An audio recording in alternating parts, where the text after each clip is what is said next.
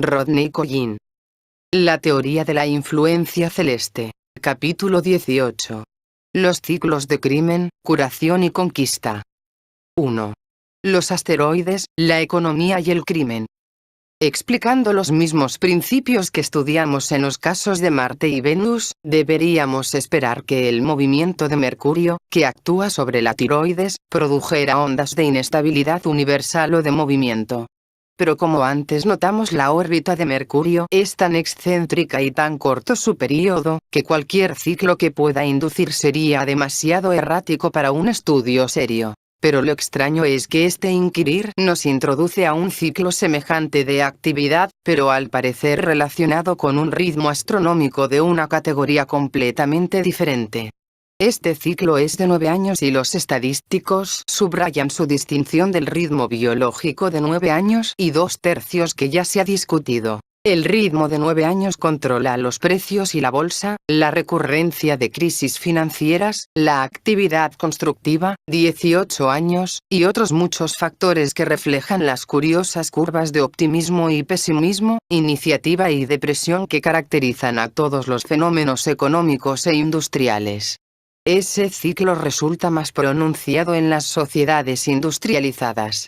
Aparece con mucha fuerza en las grandes ciudades y es particularmente característica de los Estados Unidos Norteamérica.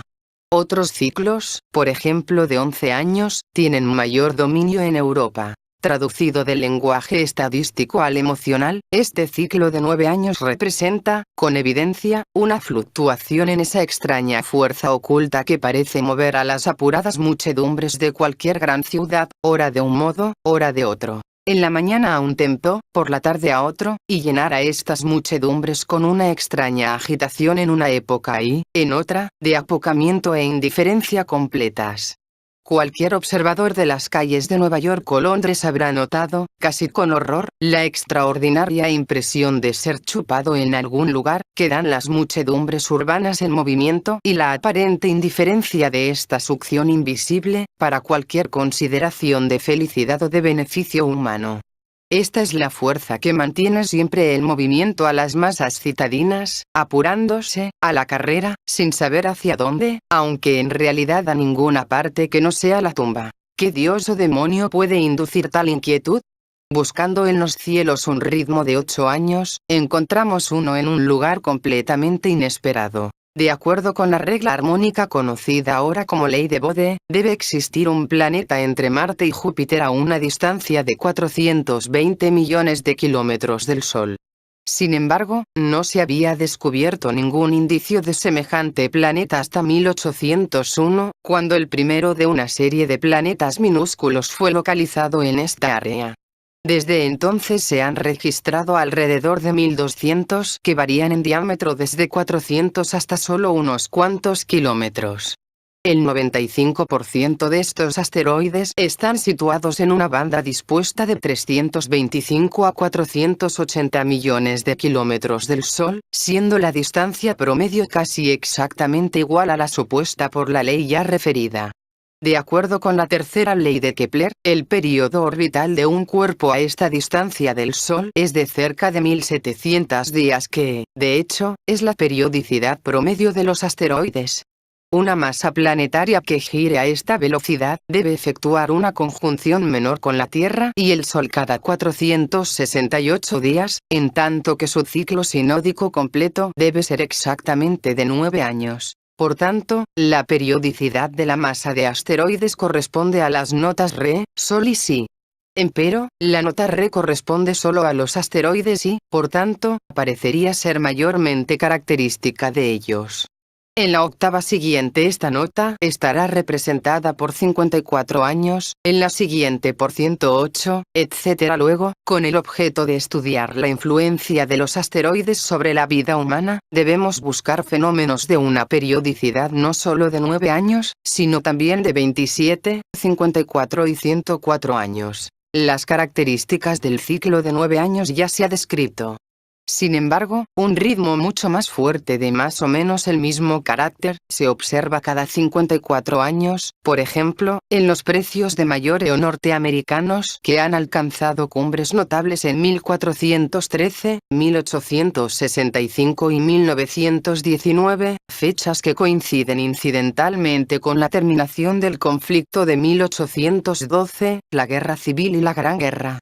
También se ve la misma periodicidad en la producción del hierro y de carbón y en las ganancias industriales. Kondratiev y otros observadores van más allá y proclaman que esos ciclos de 54 años están marcados por cambios radicales en toda la estructura económica. El período de 1788-1842, que cubre la revolución industrial en los Estados Unidos de Norteamérica y en Inglaterra. De 1842-1896, la era del carbón, el vapor y los ferrocarriles. De 1896-1950, el de la química, el período venidero, señalado potencialmente por una nueva estructura económica y una nueva fuente de energía. Otros más han intentado asociar este ritmo con la incidencia de las guerras, aunque este fenómeno depende probablemente de una conjunción de ciclos asteroidales y marciales que ya se ha considerado.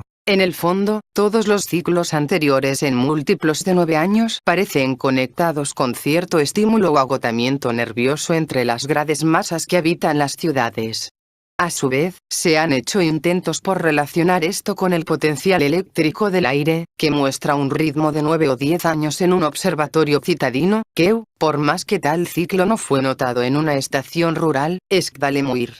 A este respecto es interesante especular sobre qué clase de radiación puede esperar que provenga del movimiento de innúmeros asteroides, y qué efecto podría producir esa radiación en el campo magnético de la Tierra. Consideremos, en primer lugar, la naturaleza física de este tropel de partículas de diversos tamaños, persiguiendo a diferentes velocidades, cientos de órbitas separadas y sumamente excéntricas. Recordemos, después, la impresión discordante o confusa que dan las conversaciones diversas de 1000 gentes durante un entreacto del teatro, comparadas con la impresión armoniosa que crea el mismo número cuando toma parte en un canto coral bajo un solo director. Tal es la relación física entre la masa asteroidal y los planetas individuales. En alguna forma la naturaleza de los asteroides es para representar, así, la influencia de la multiplicidad en el concierto del sistema solar, para simbolizar la independencia o insurrección de las unidades componentes contra el todo. En tal sentido, las condiciones patológicas son causadas por la acción independiente o la inercia de distintos órganos o células del cuerpo, mientras que las rebeliones y las revoluciones representan una condición semejante en el cuerpo político. Ese individualismo es notoriamente una característica de la economía industrial moderna y, particularmente, de la vida de las grandes ciudades. Todo esto parece insinuar, en alguna forma, una influencia maléfica, perturbadora e inquietante. Pues aún desde el punto de vista económico, este ciclo se describe acertadamente como un cielo de depresión, es decir, ciclo de temor y pánico general. Ese temor, como vimos en nuestro estudio de los procesos psicofísicos, representa un veneno psicológico definido. Y este, a su vez, da lugar a las ondas de suicidio, crimen, hurto y otros delitos que también se ha encontrado, siguen un ciclo de 9 años y se corresponden con las cimas de la depresión económica. A esta luz, recordamos con interés que cierta nota en las octavas de los compuestos orgánicos hallamos que era característica de los venenos, es decir, de las sustancias que ocasionan enfermedad. En cada mundo, por la triple naturaleza de la creación, deben operar todos los 6 procesos y no puede estar exento ni siquiera el mundo planetario. Todavía más, las diferentes notas de cualquier octava parecen corresponder de algún modo a estos diferentes procesos o a las sustancias que involucran. Debemos, por tanto, esperar que los diversos planetas, en su propio nivel, estén asociados en alguna forma con la operación de estos procesos. Ya hemos visto cómo la influencia de Venus parece relacionada con el proceso de crecimiento, y la de Marte con el de destrucción. Así, pues, es difícil evitar la conclusión de que el ciclo de los asteroides y su influencia se encuentra asociado al proceso que, faltando una mejor descripción, hemos designado como de corrupción o crimen. Esta extraña afinidad entre los asteroides y la corrupción recuerda, a su vez, las viejas leyendas sobre el crimen en nivel angelical o planetario, la rebelión de Satanás, la caída de Lucifer.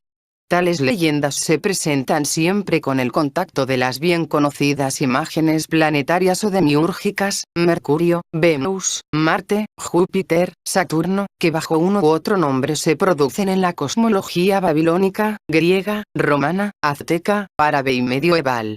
Los asteroides nunca son mencionados con su nombre, pero en cada caso se nos habla de un ángel caído. ¿Cómo has caído del cielo, tú, oh Lucifer, estrella de la mañana? Isaías 14. En el capítulo 9 del Apocalipsis de San Juan esta leyenda es elaborada en lenguaje mítico-místico. Se describen extrañas visiones que se refieren a cada uno de los 7 ángeles planetarios. Particularmente nos interesa la visión del quinto ángel, puesto que, en realidad, los asteroides ocupan el quinto lugar en la secuencia planetaria, después de Mercurio, Venus, la Tierra y Marte. Se nos dice que cuando este ángel resonó, se vio caer una estrella al abismo sin fondo, del cual se levantaron nubes de humo que oscurecieron el sol. Mas de este humo surgió un enjambre de langostas, con pelo ondulante y petos de hierro, el sonido de cuyas alas parecía el de innúmeros carros precipitándose a la batalla. El rey de estas langostas, o el ángel del abismo sin fondo, era Apollón, que más tarde vino a ser Satanás. Una versión posterior describe a una mujer vestida con el sol y la luna bajo sus pies, y sobre su cabeza una corona de 12 estrellas, personificación de la escala descendente de mundos, desde los 12 signos del zodíaco de la Vía Láctea, a través de nuestro sol, hasta la luna, abajo, y que está a punto de dar a luz, presumiblemente a un nuevo satélite. Sin embargo, Satanás o el dragón, espera devorar al infante y, como resultado de esta amenaza, hay guerra en el cielo entre Miguel y sus ángeles, el sol y los planetas mayores, y Satanás y sus demonios. Estos últimos son derrotados, ni se encuentra más lugar en el cielo para ninguno, y el gran dragón fue echado, esa vieja serpiente llamada Diablo y Satanás, que defraudó a todo el mundo, fue arrojada a la tierra y con él fueron arrojados sus ángeles. En el siglo XVII estas varias leyendas fueron sintetizadas por Milton en su Paradise Lost, donde la caída de Lucifer se relacionaba con el orgullo, la independencia o la rebelión contra un orden cósmico. A través de esta y de todas las referencias análogas se agita la idea de que Lucifer es el espíritu de la multiplicidad, del caos, del desorden en una masa de individuos desorganizados.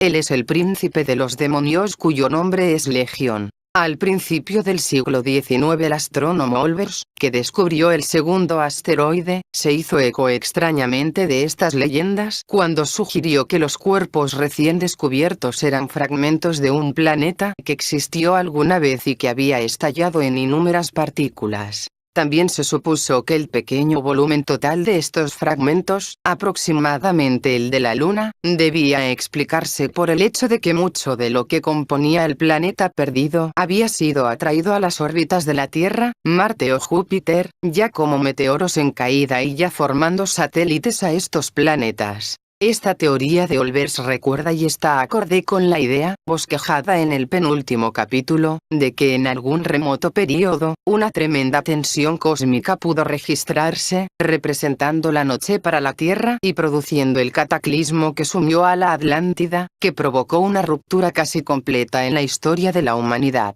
Exactamente la misma tensión creada por el Sol y el centro galáctico en conjunción, puede haber causado en ciertas circunstancias la explosión de un planeta defectuoso, con todas las consecuencias descritas. En esta forma la leyenda de la caída de Lucifer, estrella matutina, la guerra contra aquel por los otros planetas, su caída a la Tierra desde su lugar en la altura, y su relegación final a un papel nuevo de príncipe de una legión de demonios o langostas volantes, estaría exactamente transcrita en el lenguaje científico. Más aún, la influencia de estos demonios o asteroides sobre la Tierra, se halla ahora, fluctúa según un ciclo de 9 años que, de hecho, corresponde a las ondas de depresión, suicidio, asesinato y locura que se observa entre los hombres.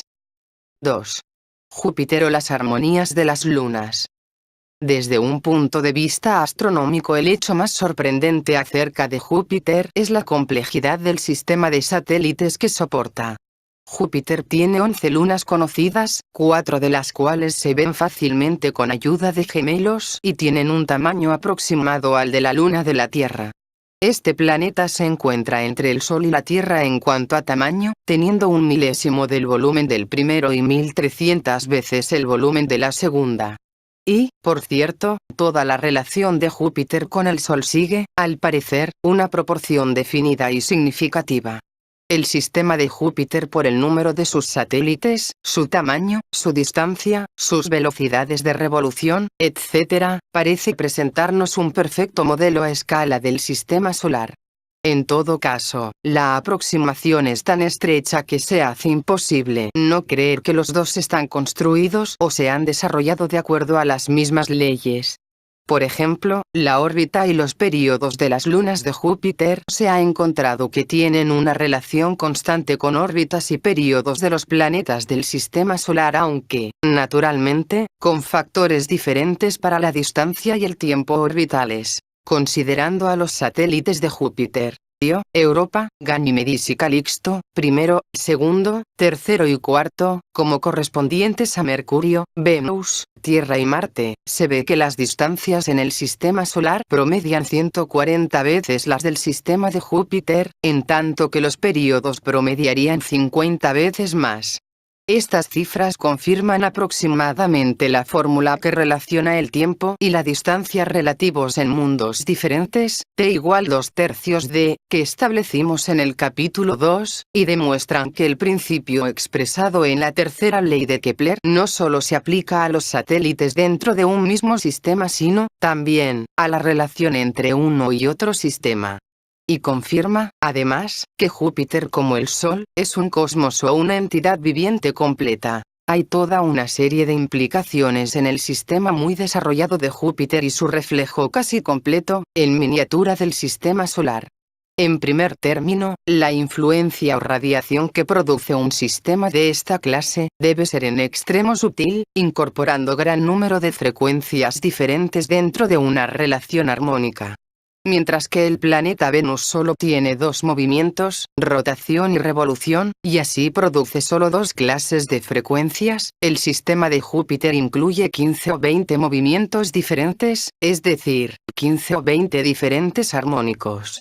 En otras palabras, Júpiter debe producir una abundancia extraordinaria de sobretonos que lo sitúan con Venus en la misma relación que hay entre un violoncello y un pito de feria. Más aún, el hecho de que el sistema de Júpiter es un modelo a escala de todo el sistema solar, acarrea otras implicaciones. Supusimos que la estructura del hombre era una imagen de la del sistema solar y que las glándulas endocrinas en su interior correspondían a los varios planetas que reaccionan a sus varias influencias. Júpiter, por su lugar en el sistema solar, parece emitir una nota o frecuencia que activa la glándula pituitaria posterior, produciendo en ella un ritmo correspondiente. Pero por las mismas leyes, las lunas de Júpiter producirán armónicos débiles que afectarán a todas las demás glándulas. Aunque cada una de estas glándulas estará primordialmente controlada por la influencia de su propio planeta, también, en forma mucho menos apreciable, reaccionará a la influencia de la correspondiente luna de Júpiter, la que, como hemos visto líneas arriba, emite una frecuencia armónicamente referida a la de aquel planeta propio, pero cerca de 6 octavas más arriba. Este cálculo nos da una idea completamente nueva acerca de la significación de los satélites de un planeta en relación con el hombre. Si cada planeta controla una de sus funciones, el número de las lunas de ese planeta controla la interacción de esa función particular con las demás, su poder de armonización con otras. En esta forma vemos que las funciones que corresponden a Mercurio y Venus, que carecen de lunas, serían funciones crudas, por así decirlo, por la falta de los armónicos que los capacitarían para mezclarse con otras. Marte tiene 2 lunas, aunque muy pequeñas y en embrión. Esto significa que la función de la pasión suprarrenal tiene armónicos que la relacionan, aunque muy débilmente, con otras 2 funciones. Esto significa también, que con las funciones restantes, como el pensamiento abstracto, no puede mezclarse la función de la pasión, y que siempre chocará con ellas. Solo tienen un sistema completo de lunas, Júpiter y Saturno, y producen armónicos que se corresponden con todas las demás funciones y, por tanto, la glándula pituitaria en sus 2 porciones, tiene una relación muy especial con todas las demás funciones y con el organismo en su totalidad. El poder de armonizar o de producir ecos en todas las otras funciones que posee la pituitaria en virtud de los sobretonos de su planeta, tiene un significado diferente en sus 2 mitades. Sería más simple decir que toma una significación femenina en el lóbulo posterior, y una significación masculina en el lóbulo anterior. De ahí que dote al lóbulo anterior con la función de vigilar, dirigir y controlar a todas las demás funciones, dominándolas, por así decirlo. Mientras que dota al lóbulo posterior con la función de cuidar a todas las antes mencionadas, de conciliar las discordias entre dichas funciones, de curarlas y, en general, de ejercer una función maternal en el organismo. Del modo como Saturno y Júpiter actúan de padre-madre de sus respectivos sistemas de satélites, del mismo modo los lóbulos anterior y posterior de la glándula pituitaria, actúan de padre-madre para todas las demás glándulas y funciones del cuerpo. La referencia a sus características en cualquier libro de endocrinología, confirmará este análisis. Si Júpiter promueve una función conciliadora y armonizante en el individuo, su ciclo, que afecta a millones de gentes, se reflejará dentro de una fluctuación universal de los instintos más bondadosos y humanitarios del hombre. Por tanto, pueden buscarse indicios de su ritmo de 12 años en la medicina, las obras de caridad, la prestación de servicios sociales y, en general, en los aspectos más piadosos de la vida humana. Sin embargo, con el objeto de investigar más efectivamente lo que se refiere a este ritmo, haríamos bien estableciendo con mayor cuidado la naturaleza de su actividad curativa. Fundamentalmente, como dijimos, la curación restaura la salud a las cosas afectadas por el proceso corruptivo o criminal. En realidad, puesto que casi todo lo que conocemos y cuantos conocemos están manchados, ya que el pecado original de la humanidad, en el curso de las edades ha penetrado en todos los ámbitos de nuestro mundo, necesitan todas de la curación, en una forma o en otra. A fin de participar del proceso de regeneración, el sujeto debe ser normal. El anormal y el subnormal no pueden regenerarse, no pueden renacer. La semilla podrida y la imperfecta no germinan. Por tanto, la curación no solo es restaurar la normalidad, sino también, preparar la regeneración.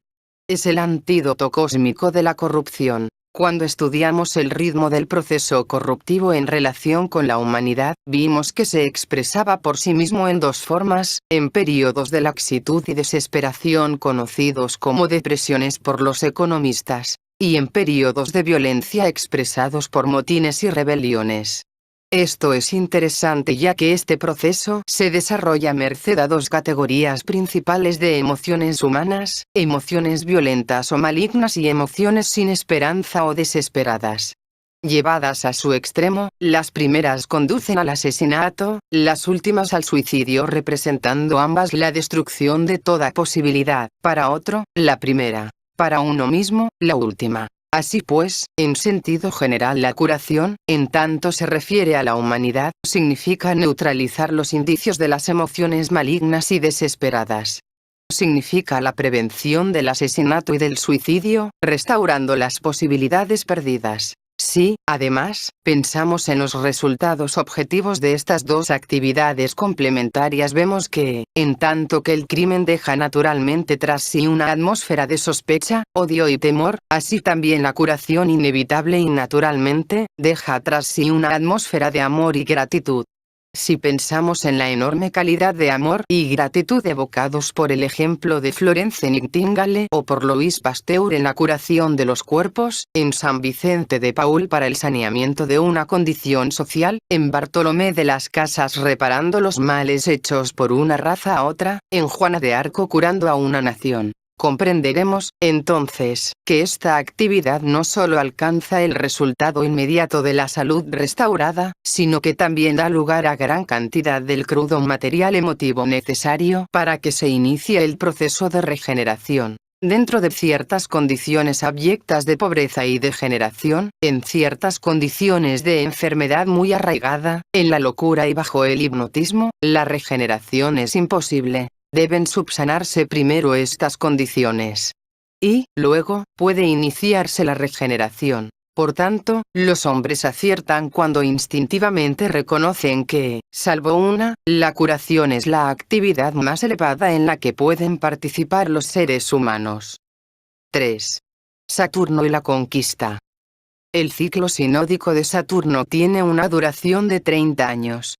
Ya hemos visto cómo este período es una octava más alta que el ciclo material, en el cual imprime la urgencia, de otro modo inexplicable, de dominar que de súbito posea una u otra nación y que presta las guerras en que luego se embarcan, un carácter extraño y muy especial. En psicología individual este afán de dominio es característica reconocida de los tipos de pituitaría anterior. Y, probablemente, hay ciertas naciones en las cuales la estirpe típica se aproxima a ese tipo. De los siglos XVII al XIX los británicos parecen haber tenido una tendencia especial en esta dirección. Pero, al parecer, la misma estirpe racial se modifica gradualmente por sí misma, pues desde el comienzo del presente siglo parece que esta tendencia se extingue progresivamente en la raza británica, que primero se dio por satisfecha con el status quo y después llegó aún a depreciarse en su propio papel internacional. En vez de aquella, desde la mitad del siglo XIX hasta promediar el siglo XX, esta necesidad de dominación parece pasar a los pueblos germanos, quienes en 1870, 1914 y 1939 se embarcan en una serie de guerras todavía planeadas más cuidadosamente, que no podían tener otro designio que la eventual conquista del mundo. En nuestros días, tendencias análogas, aunque sin duda combinadas con cualidades muy diferentes, parecen manifestarse en Norteamérica y en Rusia. Aparentemente, cuando determinada combinación de influencias alcanza su máximo, esta urgencia de dominio expresada temporalmente en una o en otra nación, alcanza fuerza explosiva.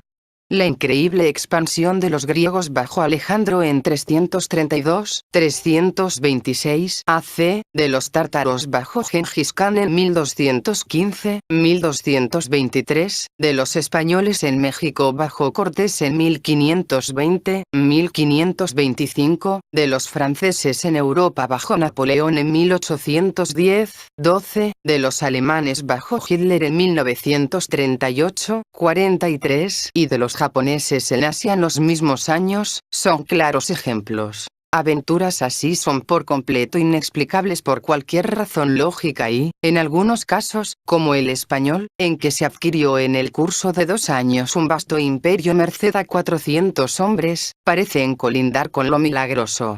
La urgencia de dominación, acentuada por ciertos ciclos cósmicos y por los tipos raciales de conquistadores y conquistados, se convierte para el tiempo de vigencia, en algo irresistible. Esta calidad aparentemente milagrosa de algunas conquistas, que es evidentemente el resultado de condiciones cósmicas, dota al hombre, naturalmente, que viaja en la cresta de tales ondas, Alejandros, Napoleones, Hitlers, de una apariencia de dioses o demonios. En realidad, esos conductores pueden ser muy nobles o muy pérfidos, pueden ser también otra cosa que no es ni la una ni la otra. Hay ejemplos de conquistadores del mundo de cada una de esas clases. Pero, en todos los casos, es muy importante comprender que ellos no hacen lo que parecen hacer. En realidad, no hacen nada. Los ciclos planetarios lo hacen todo y más que todos, quizás, el ciclo de Saturno. Los conquistadores son sencillamente hombres con cierta capacidad natural retórica o estratégica que, en forma curiosa, tipifica su carácter racial y que sobre todo, se percatan muy especialmente de las influencias planetarias, o, que expresa con mayor frecuencia que tienen sentido de la historia. Este ciclo de dominación es un aspecto de mayor o menor influencia de Saturno sobre la glándula pituitaria anterior en millones de gentes. Pero es nada más que un aspecto del rendimiento de este órgano. Porque, como vimos antes, la pituitaria anterior es también la glándula que al funcionar activamente, produce el poder del pensamiento abstracto, es decir, de coordinar el conocimiento adquirido mediante todas las demás funciones y, en consecuencia, del logro de invenciones o descubrimientos. Porque, después de todo, la invención es solo la percepción de nuevas conexiones entre rubros de conocimientos, prácticos y teóricos, que anteriormente no llegaron a relacionarse en forma semejante. Debemos esperar, por tanto, que la fase máxima del ciclo de Saturno no solo acarree una urgencia de conquistas sino que, también, tenga algún efecto en el conocimiento e inventiva humanos. Y en realidad nos encaramos al curioso hecho, señalado con frecuencia, de que en ciertos periodos de guerra agresiva, la ciencia y la invención se adelantan fabulosa y desproporcionadamente en relación a su progreso en tiempos de paz. El avance revolucionario hecho durante la Primera Guerra Mundial en medicina y en aviación, y el desarrollo todavía más revolucionario de la ingeniería, la física, la electrónica, la bacteriología y, prácticamente, toda rama del conocimiento humano durante la Segunda Guerra Mundial, exactamente 30 años después, han sido frecuentemente indicados. La observación es enteramente correcta. Pero la deducción de que la guerra estimula la invención o induzca una sed de conocimientos, es completamente injustificada. Parece mucho más correcto ver en esto un reflejo de diferentes aspectos de la estimulación pituitaria en gran escala. Esta glándula es el asiento de la invención y la inventiva de las naciones expresada tan prosaicamente en las cifras de las patentes registradas, se ve que varían en realidad dentro del ciclo de 30 años, esto es, de acuerdo al período sinódico de Saturno. Empero cuanto más entendemos de esta influencia saturnina, con su estímulo de la conquista tanto física como intelectual, así como también de la invención y la comprensión intelectual, tanto más nos parece, no solo en una forma recurrente sino, también, en forma muy especial, la influencia dominante de nuestra presente era. Hemos mostrado cómo civilizaciones diferentes parecen basarse en el predominio o en el desarrollo especial de una sola función. De acuerdo a nuestra tesis, esto es como decir que cada cultura se encuentra a sí misma bajo la influencia especial de un planeta, aquel que controla la función entonces ascendiente. Si pensamos en lo último, en la cultura del Renacimiento por ejemplo, inmediatamente describimos su suntuosidad, ostentación, colorido y versatilidad. En agudo contraste con la fría interioridad que surge de la cultura monástica cristiana, el Renacimiento se caracterizó por su gregarismo y espíritu de empresa, por su vasta mezcolanza y fundición, su tendencia a abarcar y tolerar todos los lados de la vida. Y esto se acompañaba por un desarrollo muy especial de la medicina y del arte de curar. En un individuo estas cualidades las calificaríamos de joviales y las asociaríamos con el estímulo de la glándula pituitaria posterior. El Renacimiento, podemos aventurar, fue una cultura bajo Júpiter. Pasando a nuestra propia cultura, cuyo origen intentamos trazar en el capítulo 16, nos sorprenden muy otras características. Ciertamente, la invención, desde la máquina a vapor hasta la bomba atómica, ha inundado con dones malos y buenos a un ritmo sin paralelo en la historia. Pero si pensamos en el efecto total de estos inventos, nos damos cuenta que ha sido principalmente para poner un acento extraordinario en el intelecto de la humanidad. Tal cosa habría sido inimaginable en la Edad Media. En aquellos días, como hoy en los lugares de México o la India, un campesino no recibía impresiones de fuera de su valle o aldea. Los objetos o las historias procedentes de diferentes terrenos no le provocaban asociaciones, no tenían significado. Lo que sabía un hombre del clima, sus vecinos, las cosechas, lo sabía muy profundamente, con todas las partes de sí mismo. Pero nada sabía alrededor de cosas distantes y se le requería no saber nada de ellas. Intempestivamente, con el telégrafo y la educación popular y su corolario de la prensa, todos los hombres fueron requeridos a conocer la existencia de China o Alaska, sino que aún se preocuparan cada día del destino de sus habitantes, a seguir las guerras, hambrunas y plagas en partes tan remotas de la Tierra y, en general, a tomar como propias las preocupaciones de todo el mundo. Posteriormente la radio y la televisión aseguraron que aquellos que habían escapado hasta ahora a tal responsabilidad no podrían hacerlo en adelante. Aparte de esta presión intelectual del presente, fueron los hombres requeridos también a conocer y preocuparse por las guerras y revoluciones del pasado distante, por la caída de las antiguas civilizaciones, por la desintegración de remotas estrellas y aún por el destino de todo el universo. De todo esto surgían preguntas que ocuparon las mentes de los hombres. Mas, tenían los hombres que conquistar no solo el frío y el calor, el suelo, los alimentos y la vegetación como por toda la historia lo habían hecho, sino que en adición, tenían que conquistar máquinas extraordinariamente intrincadas, tratar con fuerzas cuya existencia ni siquiera sospechaban sus abuelos. Fueron requeridos a comprender todas estas máquinas, todos estos países extranjeros, toda la historia, todo el universo, aunque fuese de modo rudimentario. Un inmenso y completamente nuevo esfuerzo o un estímulo inmenso y completamente nuevo, se estaba haciendo sobrellevar en la comprensión intelectual de la humanidad en su conjunto. Si en edades anteriores no había habido descanso para los músculos de los hombres, ahora no lo había para sus mentes. Y el foco principal, en cualquier hombre individual, era la glándula pituitaria anterior. De este modo, en forma muy real puede decirse que la cultura presente está especialmente bajo Saturno. Ahora bien, si la procesión de influencias celestes requiere que la comprensión intelectual del hombre sea especialmente estimulada ahora, muchos aspectos de nuestra actual civilización se hacen más comprensibles. Pues vemos que sus debilidades, fracasos y crímenes son también predominantemente intelectuales, esto es, que surgen de las mentes incapaces de adaptarse por sí mismas a este nuevo estímulo, exactamente como las debilidades, fracasos y crímenes de la Edad Media fueron predominantemente emocionales, esto es, que surgieron de los corazones que fueron incapaces de responder a la tensión requerida de ellos. Cada estímulo celestial que viene a ponerse sobre el hombre es, así, su oportunidad y su peligro. Le abre nuevas posibilidades, pero también trae una nueva prueba a su ser. En la Edad Media, el auto de fe, la persecución religiosa y las fantasías de brujas fueron resultado de la naturaleza de los hombres expuestos a un estímulo universal y cósmico del corazón.